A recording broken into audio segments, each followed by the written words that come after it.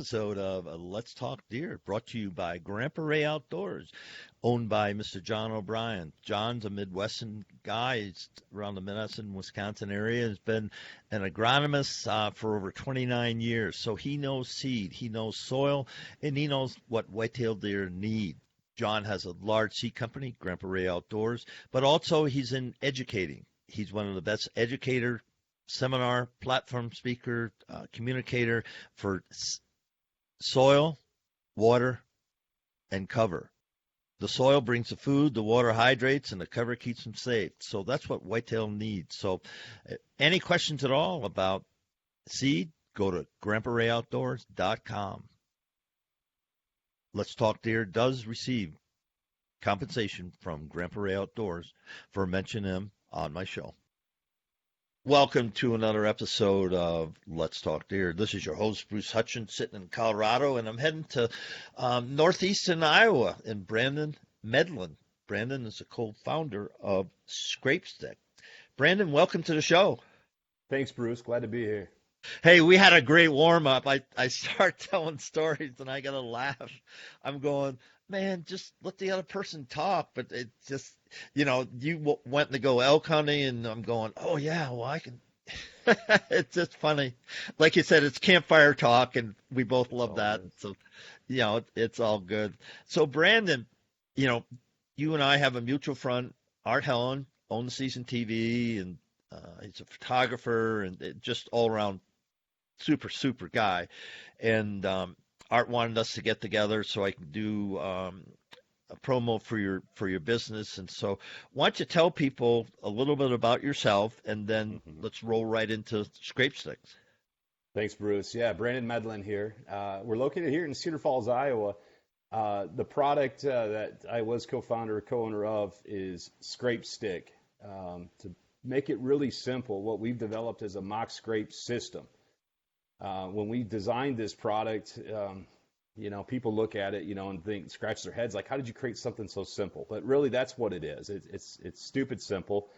We wanted a product that was going to be really versatile in how and where you put this into this tool. And the idea behind it is really the licking branch.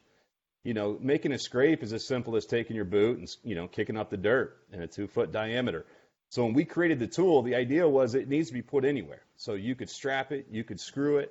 And what most people love about our product is its ability to slide on top of a T-post. And so we went through probably 20 iterations of trying to get this simple design made. And we pulled it off. And we launched it here about a year and a half ago at ATA, at our first ATA show we went to. We were there really trying to reach a level of validation is the best word to describe, I think, what we were doing there. And based on the response that we got from people and meeting folks like Art, Helen, at that show, we started to believe maybe we have something, and that's at what time we decided to move it forward as a business. And so I actually have the Scrape Stick here in hand. I was going to ask you, let's see one. Yeah, so here's your Scrape Stick. I always love it when people can hold one in their hands themselves, because what you're going to feel is this thing is solid. It's a glass, nylon, plastic injection molded product. So this product is designed like I mentioned. You can see there's 4 pilot holes maybe in the camera if I can hold it up here. The 4 pilot holes allow you to screw it. So let's say you have a cedar post and you want to put it out in your food plot. That is the best way to secure it to a cedar post. Like a trail camera, it's also got a strap slot here. So it comes to the consumer with an actual strap. It comes with the screws. But like I mentioned, the most popular feature, if you look on the bottom of the unit here, this is our T-post feature. So everybody has got T-posts laying around. Or if you don't, your neighbor has one. So what they do is they like to take T-posts, pound them out in their food plots, or where there are no trees. I shouldn't even say food plots, open areas, you know, those pinch points if you're hunting over a field edge or whatever. Whatever you're wanting the deer to start making community scrapes, this is where you're going to put it. It's just natural for us as hunters. We're wanting to put it in an open area because as an archery hunter, that's where you likely are going to take your shot. The product was designed with 3 ways to install it, but it's not the most important features, as let me show you here real quick, is the adjustable arm. So the adjustable arm is going to go, it's got this knob here will loosen it and then tighten it back down, but you get the branch height. For us in Iowa, it's about 4 feet off the ground. So you can really dial in that branch height. Once that branch is set to the right height, you're going to go ahead and insert the branch here. And you may or may not be able to see here, but there's metal jaw teeth that are designed with this, and it's a spring-loaded adjustment here. So this is going to bite down on your branch, because that is one of the most important features, because when we used to do this for fun on our farms, you could zip tie things, screw branches into cedar posts, you could do a lot of things. But the branch would constantly break, get ripped out, whatever it may be. I can tell you this metal jaw tooth is designed to hang on to that branch if a buck is ripping at it. It can't prevent that branch from breaking. But if it does break, it's an easy release and tighten back up. So you pop a new branch in, and now you're right back to having another licking branch over that active scrape site. So that's really all the features of this tool. The T-post, like I said, is the most popular. It's very open, so that if you've got like a second, third generation T-post that's been banged up, mushroom-topped head, this is opened up to fit all of those T-posts. And this knob here, what it's going to do, it's going to open up. So when you get it on top of the T-post, you can lock it down so it can't come off of a T-post. I would say about 70% of our people use that feature, and then second and third of that would be your strapping and screwing abilities to set this up. This is your best tool in your toolbox if you're about making mock scrapes. It's very simple. It's easy. No tools in the field. And like I said, when that branch breaks, when you're going back out to your stand and you walk by it, it's as simple as pulling that one out and popping your new one in. It takes less than 10 seconds. So that's what's the price point? What's the price point of that? We retail these at $34.99. On our website, we do a special of $89.99 for a 3-pack. Okay. Do you have a promo code that we can share with people? I didn't ask you before. I'm sorry about that, but I should have. Yeah. What's your promo code? We can do a promo code, and we can set it up and post that with the link. I think when you publish this, but we can do like Let's Talk Deer as a promo code for you. Sure. And we would open that up for a period of time, but let's call it Let's Talk Deer, and we'll call that the promo code for now. Should anything change, we'll certainly put that in a link with the video. Yeah, let's do that, and just send me an email after this. Say, hey, Bruce, use this promo code, and then you get, what do you think, 10% off, 20% off, 15%? We can figure that out. We'll post it with the video. Yep. Yeah. So let me know on that. So when I do the show notes and everything, I can direct that and, send the link, to ScrapeStick. Now let's talk about a 40-acre parcel. How many of these should you put out? 100 of them. Okay. That ain't going to work. I think it's really user preference. What I like to tell people is think about, every farm's different, and you could have an individual who has 200 acres that only has 3 scrape sticks, and you've got somebody with 40 acres, which I happen to know somebody who's got 8 out. It's about how do you want to develop the social network, and that's what these deer are doing.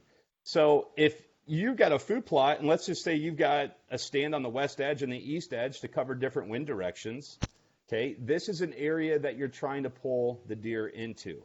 And so if you're hunting a stand and you have a shooting lane out into that food plot, CRP, whatever that may be, that is a distraction point for the deer. That is a communication point for those deer. So that is exactly where you're going to want to place these. Okay, so I always tell everybody 1 for every stand, 1 for every camera. And if need be, start with 1 or 2 just so that you can start to figure out how this plays into your strategy. And from there, you start adding more to your arsenal. Folks, we know that deer communicate, and communal scrapes, and I've seen in Eau Claire County, probably the biggest one, and it was probably 20 feet by 20 feet. It was huge. And it was just like, oh my goodness. And it was at a pinch point, a creek, and ag fields were on both sides of, perfect storm to have a communal scrape. And if you've never seen a communal scrape, you'll know it when you see it, because it's just not a football. It's not 2 by 2. It's huge. It looks like a couple of bulls got in there and ripped it up. It really does. And it's fun, fun to see. I found them hard to hunt, though. They can be hard to hunt. I think you're going to find that the activity certainly picks up when rut approaches. You got to remember, part of the reasons I think a lot of people, including ourselves, we use these is the word we use is called taking inventory, I guess. Inventory is the word. to pattern and position a buck during rut is easier said than done. Okay, so while it's easy to advertise, hey, this is a tool to help you pattern and position, which it certainly will, and it has, and there are stories to be shared about individuals who, watch that buck come out, use that scrape site every night between 6 and 7, and boom, on the 4th night, I got it done, right? Those stories are there. I would say that it doesn't happen that way for everybody, and they're nocturnal animals, during certain periods of the year, and that's when they're checking their scrape sites. So, but don't lose sight of this being a great tool for you to at least take inventory and getting the deer very familiar with this communication post. I mean, this is a community scrape site, but the best way to describe it for some people is it's a communication post. Deer are all It's a coffee shop. I call whitetail coffee shops. Call it whatever you want to call it, but it is a gathering area. And for us, when we get them put out, I promise you, and this isn't, me selling it, in all honesty, usually, and everybody tells me the same, it's less than 24 hours. Deer, when they see it, it's a visual thing. They're creatures of habit. When they see a low-hanging branch out in the open, they're curious. They're going to come in and they're going to scent check them, or they're going to rub on them. That preorbital gland below the eye, for the users that aren't as familiar with it, when you see those deer with their heads up, and especially the bucks during rut, they're rubbing that gland on there. There is a secretion coming out onto that branch. So that scent is starting to be traded amongst deer within usually less than 24 hours, so long as they can see it. Kick-starting it is important. So getting the ground kicked up so they understand exactly what to do with that site or what it may be is important. But you're going to have all natural scent on that scrape site within less than 24 hours. I can almost guarantee that and promise that to most of my people, so long as you have deer in the area. And so therefore, when the deer start using it, they naturally will take that over. And as rut starts to pick up, okay, well, that's when you're going to see daytime activity. So you've got trail cameras on these because why? Because we're taking inventory. And let's be honest, it's a lot of fun, especially if you run them on video mode. I mean, for us, we like our videos now. We used to do everything still images, 3-shot. We turn them on video mode. You certainly got to put a bigger SD card in there. But to watch those deer on your property come into that and actually physically use them, it's a hell of a lot of fun. But you are at the same time taking inventory. What's the frequency he's coming in? It may be less about time as you're coming into early season and pre-rut. It's, if you can pattern them, great. But ultimately what you're trying to achieve and understand is who's in the area and how often are they coming in here. For deer in communication, they'll chew on the stick, they'll lick the stick, and they'll put the gland on the stick, okay? And then, when the rut comes, their secretion from their hocks are also dripping down. So you've got a lot of scent being put out there. And then also, when the does during the rut, they come in and they pee, then the pheromones, and they'll lip curl and they'll scent check them. How ready are they to, go into estrus? So you put all this information, and folks, it's a lot of information. I mean, it really is. If you start studying, the communication aspect of whitetails, not hunting whitetails, just understanding how they're communicating with other whitetails on your farm. And it's really critical if you want to up your game, so to speak, not just hunt whitetails, but understand the whitetail, then really dive into this. And ScrapeSticks allows you to start gathering a tremendous amount of information. Just why did he do that, or why did she do that? And then you can go and get the answers, because I don't have all the answers. Brandon does not have all the answers, but there's enough collective information out there that can help you become a better hunter. Because as you, in my opinion, as you understand how deer communicate, then that will make you a better hunter, because you'll start seeing trends, because scrape sticks will work the whole year.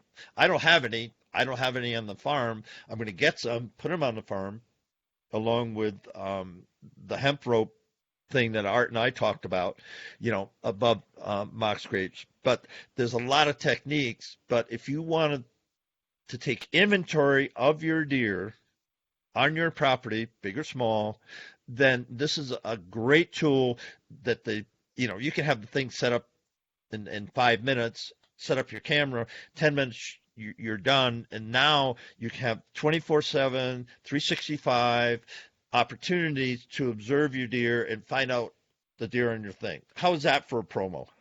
That's a hell of a promo. I appreciate that, Chris. I guess I'll have to cut you a check at the end. It's And it's a fun tool, and again, it's a tool in the toolbox for people.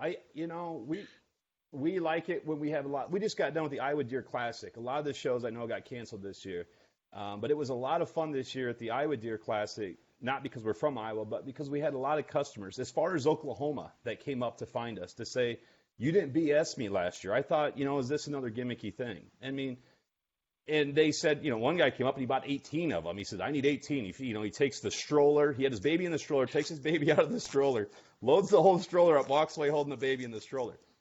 The success of this kind of came full circle for us, I think, when we see all of these customers from last year when we first launched it, to say, this thing is no joke. It makes my life easy. It's a simple tool to use.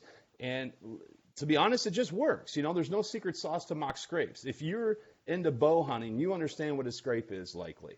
Now, taking it to the next level of really understanding the science, to your point, Bruce, that is a whole nother level of understanding things. And this is a tool that's only part of that process. That's why it's a system. This tool is going to make your life easy as far as placing that scrape site someplace that there is no scrape, likely out in the open. And there's a lot of ways to achieve it. And I encourage folks, if you're afraid of spending the $34, then go out and make one for yourself and test it out. I promise you, once you do those enough, you're going to find success, and you're also going to find frustration, because when the branches break and you don't have zip ties in your pocket again, or the screws or your screwdriver to recreate it, you're going to really wish you had the tool, because it's going to make your life a lot easier. So that's who we developed it for. this is Bruce Hutchin with a special message about my relationship with Burner.com. Burner HD is a non-lethal pistol that's available now on the web at Burner.com. If you go to the web and use my promo code LTD2020, you're going to get a 10% discount on all Burner product. So again, Let's Talk Deer has a discount, promo code LTD2020 for all Burner product. Go check them out. They're great. Now, do I put this, I'm thinking of one pinch point. I'm thinking I've already got 10 placed on my farm. Anyway, that's kind of crazy. But I'll spread them around. I'm fortunate to hunt, different farms in Wisconsin. That's where I started my deer hunting. But saying that, so I'm thinking of my pinch point, okay, there's a traditional scrape licking branch that's been there forever. I mean, they keep pruning it back, and then it grows, and they prune it back and prune it back. Okay. And one of the cousins has a, 20-foot stand right on top of it because he's killed deer from there. I mean, it just, you're going to kill deer from there. And I had a big 8-point come by me. I sit on the ground now because I'm older, and won't go up to a hang-on stand 20 feet in the air anymore. It just, a double, maybe ladder stand 10 feet up. But I go on the ground. But I had one buck come straight at me, licking branch. He did the whole thing, and then he just kept straight, and the wind was perfect. And I said, I wonder how close he's going to get before he sees me. And I was under an oak that had the branches came down, not quite to, they were about 4 feet. It's a perfect setup because how tall is the deer at the shoulder? 4 feet? Yeah, so you're right in there, right? Depends on where the viewers are, but for us in Iowa, we're talking 4 feet. Yeah. Yeah, so it's a perfect setup, and I just waited, and I knew I wasn't going to. When I first saw him from 100 yards, I knew I wasn't going to kill him, and so I just sat there and I said, "This is going to be fun." And finally, I mean, he was inside 10 yards, folks, and finally, he came by me. He was going from right to left. He came by me, and all of a sudden he threw his head up, and just blew up and took off. And I share this with you folks because you can hear my voice and stuff. That's what gets me excited now, how close I can get to the buck, be in the right place, and if I wanted to kill him, I could have killed him as many times as it took to. I hunt with a crossbow, so he was a dead deer. But the fun of it is watching their behavior. And again, getting back to Scrape Stcks, the more you start watching deer behavior and not hunting deer, but observing deer, it'll make you a better hunter. That's my 2 cents. I'm sorry, I'm rambling on here, but No, I'd you're love doing a good talking job. about this. Yeah, I you're doing a great job. You know, we talk about a lot about positioning the deer. I mean, positioning the deer is a big part of that. So in your story, your family, whomever, right, is hunting that stand they've hunted for 20 years. It's the kill zone. It's where the deer naturally are always going to funnel. They're going to move through there. It's the path of least resistance for them. So what we hear sometimes is some people say, well, that old scrape side or that licking branch, eventually kind of went away. The branch broke or the tree became so mature it pushed that branch up. The deer stopped using it. In all of those scenarios, you can literally take the device and just screw it right back into that existing tree and pop a new branch in it because they're going to continue to use that scrape site. Sometimes we hear from people, I have a lot of scrapes already on my property. And I'm like, I'm sure everybody's got a lot of scrapes on their property if you have deer. Yes, everybody's got them. The one thing that I would like to point out is it's not about trying to make more scrapes because you don't have enough of them. This is about putting the scrape where you want it. If you've got a spot where you found a scrape site, how many times have you looked at it and thought, you know what, rut's approaching, I know there's going to be daytime activity, I want to get a tree stand put right here at 20 yards, and everything is a 6-inch, yearling tree, and you have no place to hang a stand. It's a great scrape site, but you've got no options. So what I try to encourage people and challenge people is think about where do you want to hang the stand, because it's got to be relatively close to where the deer are already naturally moving. But figure out where you want to hang the stand, and then come back out and set up the scrape site, okay? Because the deer will come off the trails to check the scrape sites. So start with the stand placement for your wind direction, clear shots, where everything's safe and easy to access, and then set up your scrape site. Deer is not going to stop using what's already naturally there. That's going to happen. This is where you want to put one where I oftentimes talk about food plots because there's no trees usually in a food plot, right? So that is why a lot of folks will hunt over food plots. Those food plots could be 2 acres, 3 acres sometimes. And for a deer to come into a food plot, that deer may stay on that side of that food plot, which is a total disadvantage to you. But if you give them a reason to come into where you want them in the food plot, that's where a lot of times you're going to enhance your chances of success. So think about it in that way too. I want to bring that point up because some people immediately think I've got a scrape site and I've hung a stand over a scrape site, and I'm going, perfect, you're good, and this may not be a tool you need. But for others that are sitting there going, gosh, there's that scrape site, and it's to your point, right? It's this wide, it's 5-6 foot in diameter because it's used every year. Well, if you don't have that perfect setup for it, it's tough to hunt over. It's a great place to set up your trail camera maybe, but where are you hunting? Where do you want the deer to come in and start using the scrape site? This is a good tool for that. So, folks, we're bouncing a lot, and I'm sharing stories, and that's all good. But Brandon, it wants to help you become a better deer hunter, harvest deer, have a better experience, and this simple tool will allow you, and I'm going to use the word, manipulate the deer on your farm, on your property, be where you want them to be rather than you trying to be where they are historically. And so if you get that connection, you say, wait a minute, you mean I can move them 10 feet, 20 feet? Yes, you can. There's no question about it. I use decoys because when I'm sitting on the ground, I want them to see something other than me. And all of a sudden they'll go, what's that? And they're dead. If I choose to kill them. I mean, they come in, I know everything's set up, they'll pop on that decoy and they'll go, oh, and their eyes will go right to that. And then as soon as that happens, I can kill them. And so you take a tool, a simple tool, and it is very simple. Okay, but think about the application, and it's a 365 application. It's just not a rut application. It's just not, the scrapes, I'm seeing scrapes open up. Well, folks, deer scent check all year round. They just do, because they're very social animals. And so, You're right, Bruce. That's what I want to say about that. Licking branches are used 365 days a year. That is a fact. And there's plenty of studies that have shown that. We know right. A lot of some of us know that. we oftentimes think it's during rut only because we see this scraping activity. Like you'd mentioned, urinating down the tarsal gland, right, to send up the actual fresh dirt. So, but the licking branches, they are social creatures, and they use nonverbals, oftentimes scent, and that's where they're licking. They can taste, they know. Those are used 365 days a year. We do have customers that want to keep those sites active for those deer all year round. So they keep these units out, year after year after year. They are designed to withstand weather and time. They're going to take some abuse. They're plastic, nylon, or whatever. What are they made of? They're glass nylon mix, plastic injected. Yeah, so they're heavy.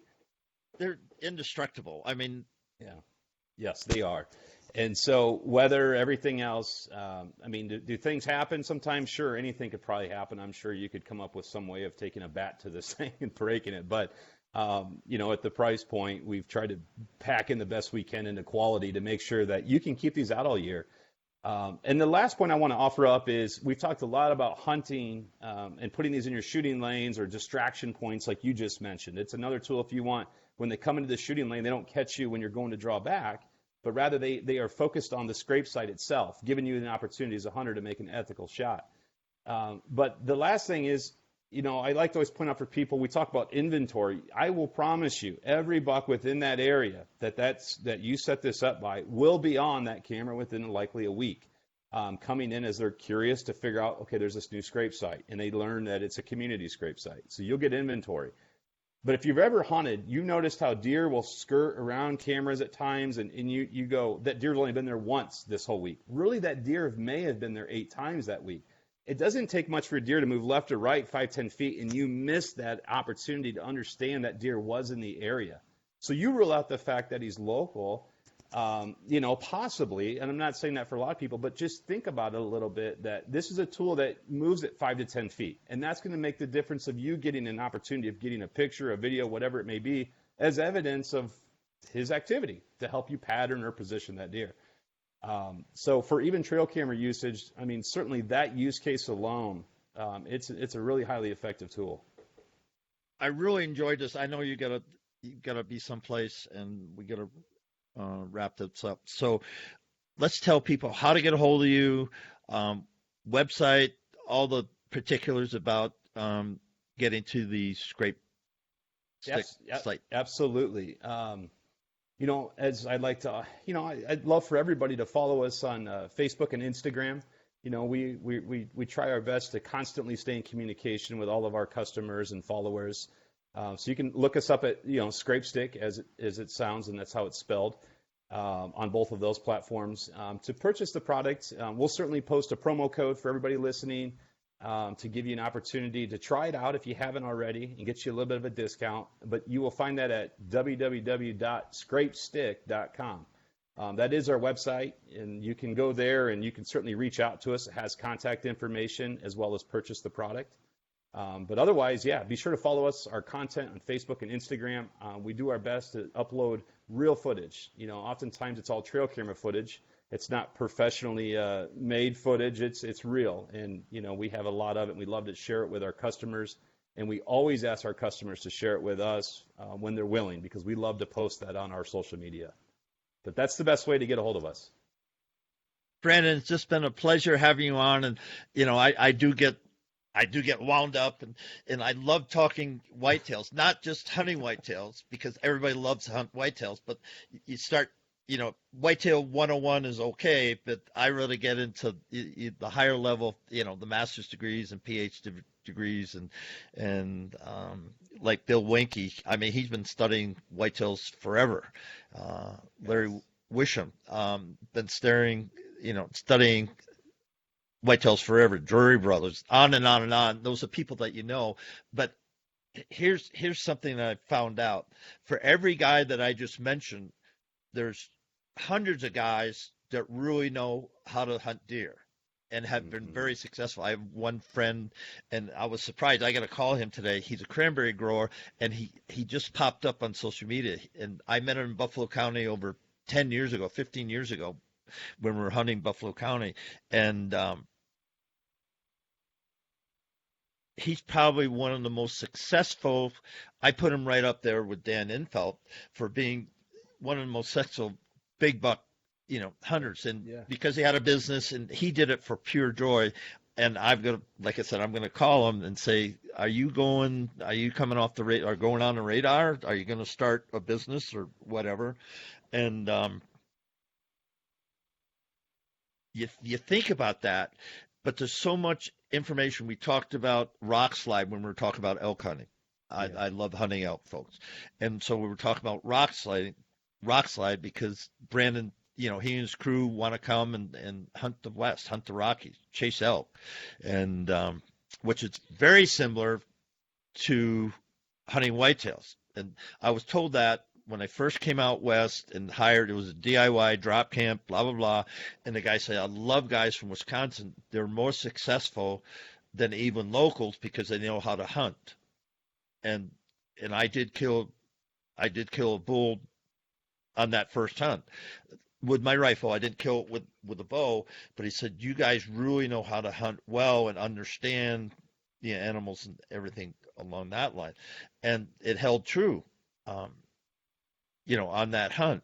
And so if you're from the Midwest, if you're from out east and stuff, you have the tools already. If you're a good whitetail hunter, you can come out west and figure it out and be successful. Final thoughts? Final thoughts? No, I like to always be on record. For us, when we launched this, by no means are we experts of deer. And you listed off a great group of names of people, a couple of which I've had the honor of meeting. And, we're students no different than most hunters. And it's constantly trying to learn more about what we do as hunters and how can we be better as hunters and how do we make good with what we do. And so for ScrapeStick, when we started it, we learned a lot. And most of that information has come from our customers that are likely far better hunters than ourselves.